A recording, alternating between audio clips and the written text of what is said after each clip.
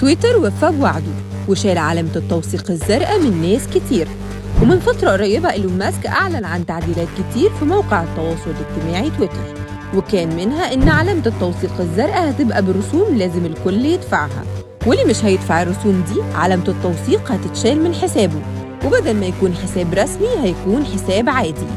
إيلون ماسك وعد ووفى بوعده، ودلوقتي علامة التوثيق بقت بفلوس، وبالفعل في عدد من النجوم والمشاهير حساباتهم اتلغى من عليها التوثيق وبقى حساب عادي، وده لأن معظمهم رفض يدفع رسوم توثيق الحساب. ما هو مش عشان علامة زرقاء أدفع رسوم كل فترة، ومن المشاهير اللي ما دفعوش رسوم العلامة الزرقاء كان الفنان عمرو دياب، وموقع تويتر شال علامة التوثيق من على الحساب الرسمي للفنان عمرو دياب وبقى الحساب مش موثق.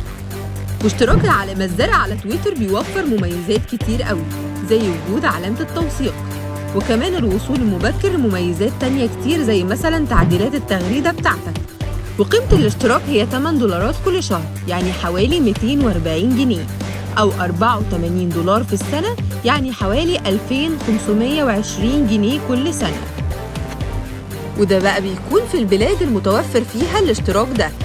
إيلون ماسك صاحب موقع تويتر قال إن مستخدمي موقع التواصل الاجتماعي تويتر هيبقى ليهم مميزات كتير، وأهمها إنهم هيقدروا يقدموا لمتابعينهم محتوى فيه نصوص طويلة ومقاطع فيديو طويلة توصل مدتها لساعات، وده هيكون باشتراكات مالية كبيرة.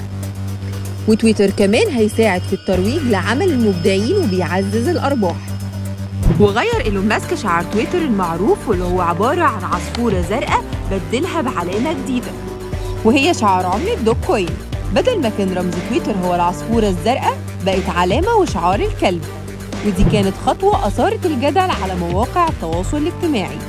ونشر بعدها إيلون ماسك تغريدة على صفحته كتب فيها كما وعدت، وحط جنبها صورة من تغريدات متبادلة بينه وبين واحد تاني، واللي كان طلب منه تغيير شعار تويتر إلى عملة دوج كوين.